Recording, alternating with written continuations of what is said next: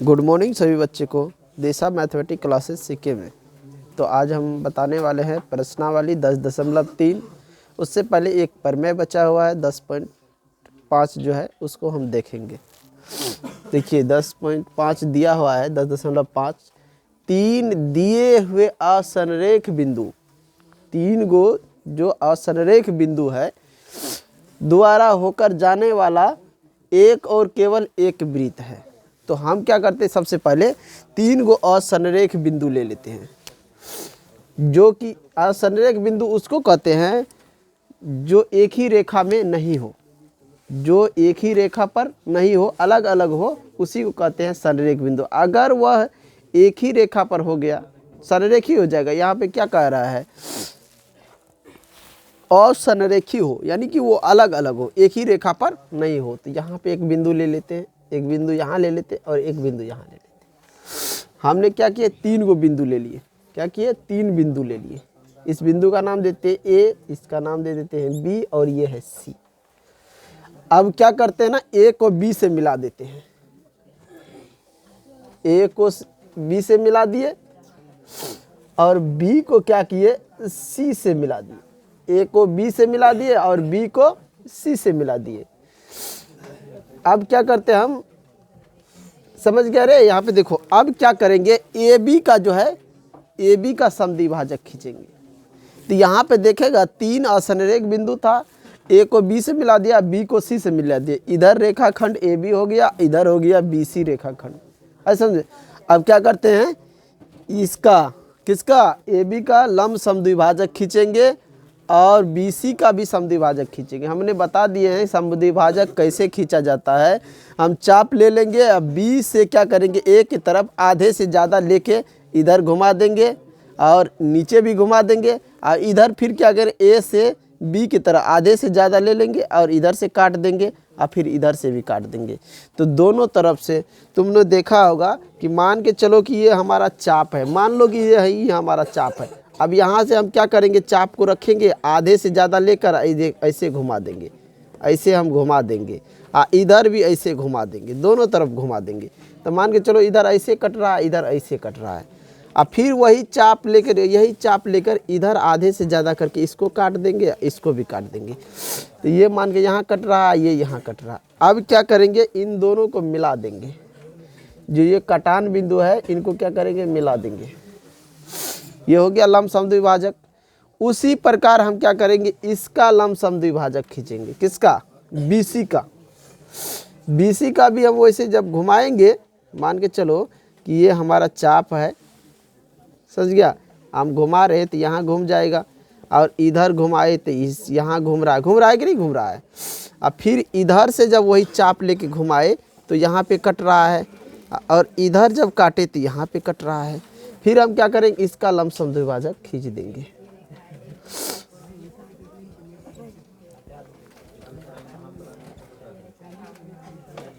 ये लंब समद्विभाजक खींचे हैं,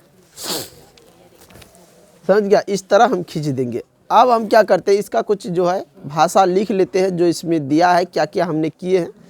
उसके बाद फिर हम आगे बढ़ेंगे, समझ गया। लिखो यहाँ पे दिया है ए बी और सी तीन असंरेख बिंदु हैं।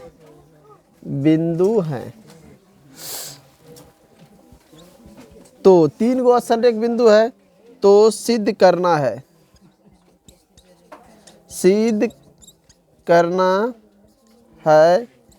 ए बी और सी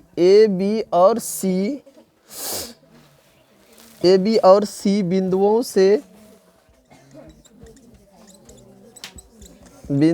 से एक और केवल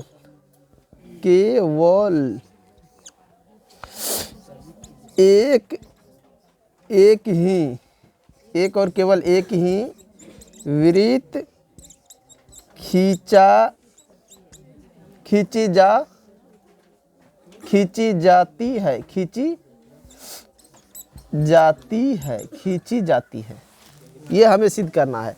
यानी कि दिया है कि जो दिया है, देखिए 3 संरेख बिंदु है और संरेख बिंदु 3 गो है और उन्हीं तीनों से होकर एक वृत्त जाता है, सिर्फ एक जाता है, एक ही, समझ गया, वही हमको सिद्ध करके दिखाना है।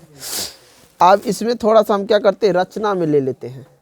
ये जो हमारा जो ये दोनों समद्विभाजक जो रेखा है, ये दोनों जहाँ पे मिला है उस बिंदु का नाम दे देते हैं ओ। उसका नाम क्या दे देते हैं, ओ दे देते हैं, उसका नाम ओ देते हैं। जहाँ आपस में दोनों प्रतिच्छेद किया उस बिंदु का नाम ओ दे दिए। यहाँ लिखेंगे रचना में, रचना रेखाखंड ए बी तथा बी सी खींचे, रेखाखंड ए बी तथा बी सी खींचे। ए बी तथा ये सब जो हमने तो 3 बिंदु लिए थे ना, ये सबको जब मिलाए हैं तो ये तो रचना हमने किए हैं। तो ए बी तथा बी सी का लंब समद्विभाजक क्रमशः, अब हम नाम दे देते हैं इसका, यहाँ पे डी दे देते हैं और ये जो यहाँ है इसका नाम कुछ और दे देते हैं। मान के चलो ये पी ले लेते हैं, इसको क्या करें हम ई ले लेते हैं और नीचे क्यू ले लेते हैं, ये नाम दे दिए, समझ गए। ए बी तथा बी सी लंब समद्विभाजक खींचे क्रमशः डीपी तथा ई क्यू खींचा, डीपी तथा ई क्यू खींचा। वे दोनों लंब समद्विभाजक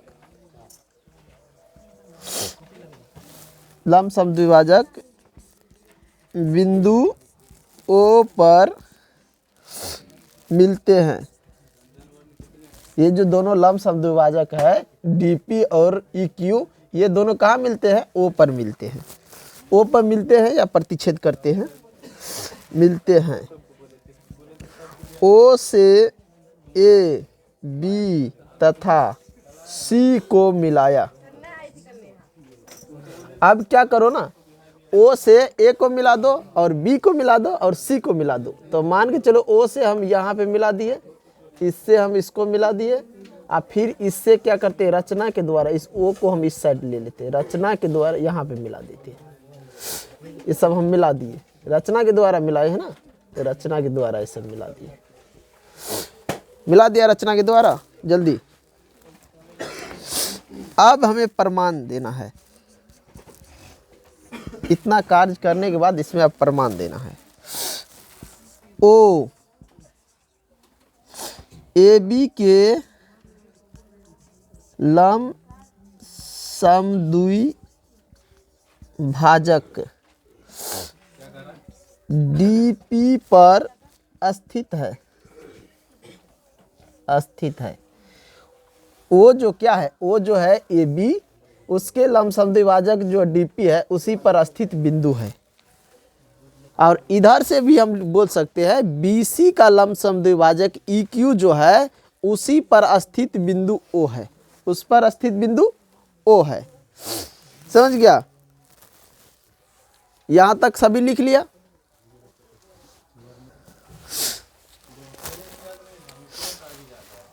ओ जो है ए बी के लंब समद्विभाजक डीपी पर स्थित है।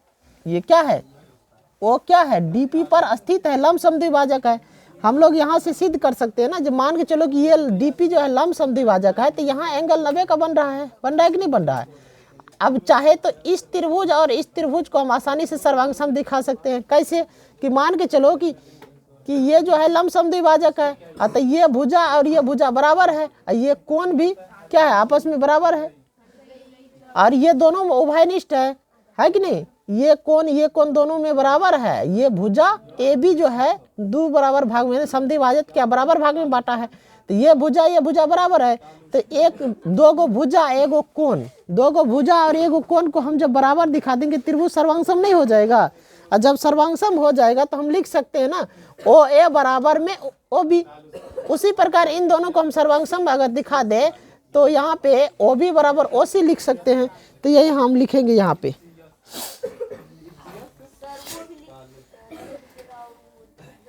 यहाँ पे लिखो, इसलिए ओ ए जब ये सर्वांगसम हो जाएगा तो ओ ए बराबर में ओ बी। अब फिर ओ बी सी के लंब समद्विभाजक क्यू ई पर स्थित है, दिख रहा है रे। जिस प्रकार O जो है AB के लंब समद्विभाजक का DP पर स्थित है, उसी प्रकार O जो है BC के लंब समद्विभाजक है और QE पर जो स्थित है, QE जो है उस पर स्थित है। तो यहाँ से हम इसको भी लिख सकते हैं ना, BO या OB बराबर OC, समझ गया। तो यहाँ भी हम लिख सकते हैं OB बराबर में OC। अब सोचो, अब देखो यहाँ OA के बराबर में OB है, OB के बराबर में OC है, तो हम यहाँ लिख सकते हैं OA बराबर OB बराबर OC। इसको मान लिया R, क्या माना, R माना, इसको R, इसको हम त्रिज्या मान लिए और O को केंद्र मान लिए। जब इसको त्रिज्या माने और O को केंद्र माने तो इससे हम क्या करेंगे, एक वृत्त घुमाएंगे जो तीनों बिंदु से गुजरेगी। यही भाषा हमको लिखना है। इसको मिटा दे आगे, जल्दी बोलो, इनको मिटाए थोड़ा सा तभी तो आगे लिखेंगे। चलिए इन बात को मैं यहाँ पे इनको जो ऊपर लेके समझाता हूँ। ये जो ओ ए बराबर ओ बी, इसको मान लो समीकरण 1, और फिर जो है ओ बी सी के लंब समद्विभाजक है, क्यू ई पर स्थित है। तो इसलिए ये भी क्या हो गया कि ओ बी बराबर में ओ सी, इसको मान लो समीकरण 2। अब कह रहे हैं समीकरण 1 तथा 2 से ओ ए बराबर ओ बी बराबर में ओ सी, इसको मान लिए हमने आर माना, इसको आर माने। अब लिखेंगे, जब इसको हम आर मान लिया और इसको केंद्र मान लेंगे, यहाँ पे लिखेंगे ओ को केंद्र मानकर, ओ को केंद्र तथा आर को त्रिज्या मानकर वृत्त सर्कल ओ केंद्र और त्रिज्या आर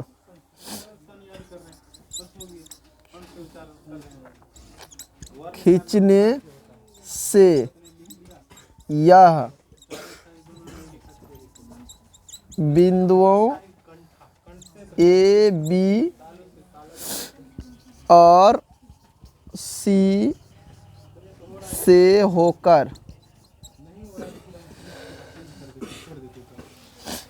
होकर जाता है। देखो हमने क्या किए, समीकरण 1 यहाँ पे ले लिए इसको और समीकरण 2 इसको ले, दोनों को जब हम जोड़े तो ये हम आ गया, यानी ओ ए के बराबर ओ बी है, ओ बी के बराबर ओ सी है, तो तीनों आपस में ये और ये तीनों बराबर है।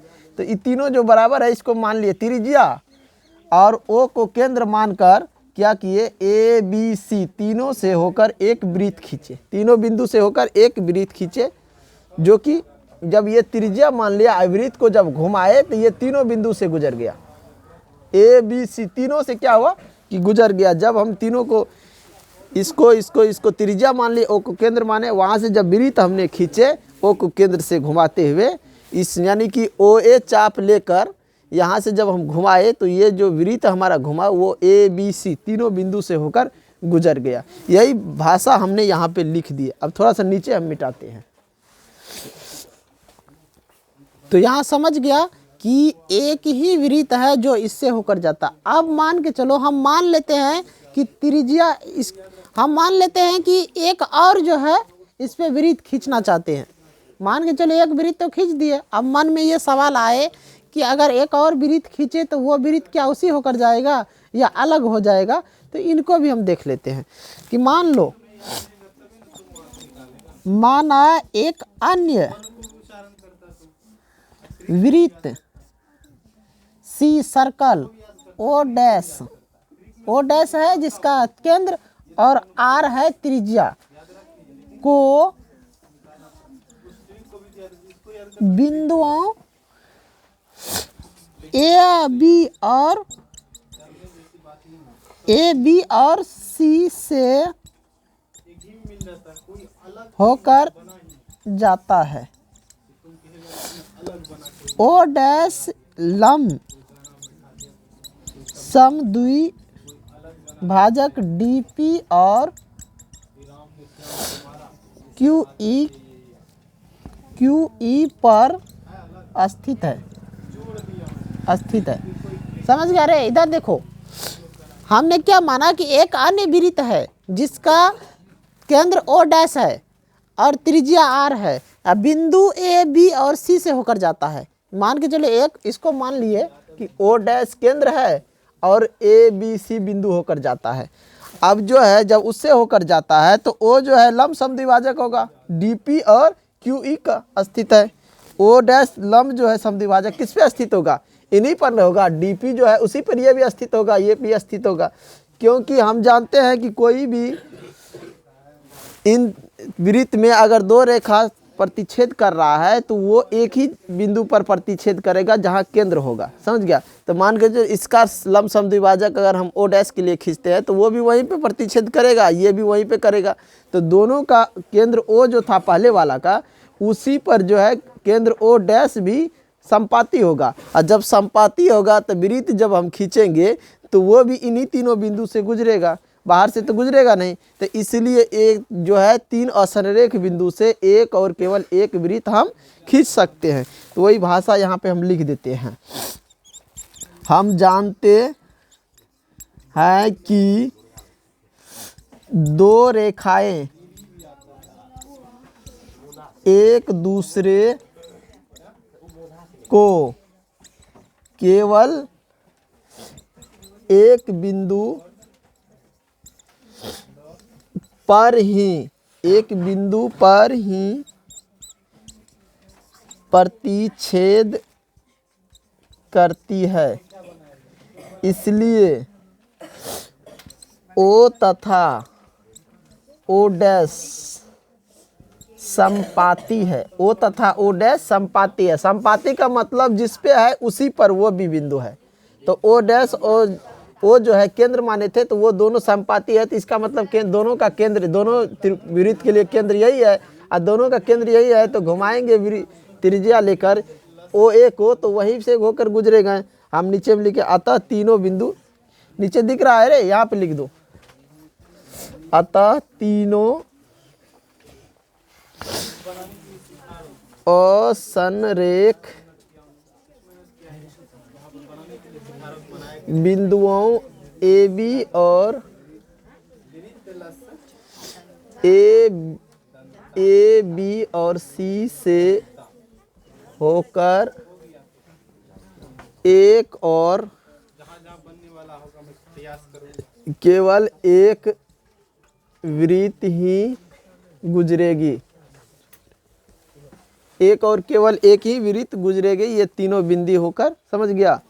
तो चलिए ये हमने क्या किए, सिद्ध कर दिए कि अगर मान के चलो एक असंरेख तीन बिंदु लिए, उसको हम जब लंब सम रेखा मिलाए, यानी कि तीनों बिंदु को लेकर उन तीनों बिंदु को आपस में मिलाए, इनको ए से बी, बी से सी को मिला दिए, तीनों बिंदु को एक दूसरे से मिलाए, तब उनका जो लंब समद्विभाजक खींचने के बाद दोनों लंब समद्विभाजक जहाँ पे प्रतिच्छेद किया उस बिंदु के केंद्र माने और बाकी केंद्र उसको माने और वहाँ से सबको मिला दिए, तो वो सब बराबर आपस में हो गए। कैसे हुआ तो हमने बताया, दोनों को सर्वांग सम किए तो बराबर हो गया था, इधर भी सर्वांग सम किए तो तीनों आपस में बराबर हो गया। तीनों को हमने त्रिज्या मान लिए और उसको केंद्र मानकर उससे घुमा दिए, और दूसरा को भी मान लिया कि ओ डैश एक क्या है, ओ डैश एक केंद्र है। अब उससे जब एक वृत्त हम खींचते हैं तो वो भी जो है ए बी का लंब समद्विभाजक होता है और बी सी का लंब समद्विभाजक केंद्र जो है वो होता है। तो ओ डैश ओ जो है संपाती हो गया और दूसरा वृत्त उससे नहीं होकर जा रहा है, दोनों संपाती होकर जा रहा है। इसका मतलब एक ही पर दोनों जा रहा है, तो इसका मतलब है कि एक और केवल एक ही वृत्त खींचा जा सकता है। समझ गया? तो अब चलते हैं चैप्टर पे। तो हमारा ये जो है प्रमेय जो था 10.5 क्लियर हो गया है। अब मैं चलूँगा प्रश्नावली की तरफ। तो इन्हीं के साथ मैं इस वीडियो को एंड करता हूं। अगले वीडियो में प्रश्नावली लेकर आऊँगा। तो जो भी बच्चे नए हो चैनल को सब्सक्राइब और लाइक करें, ज़्यादा से ज़्यादा शेयर कीजिए। धन्यवाद।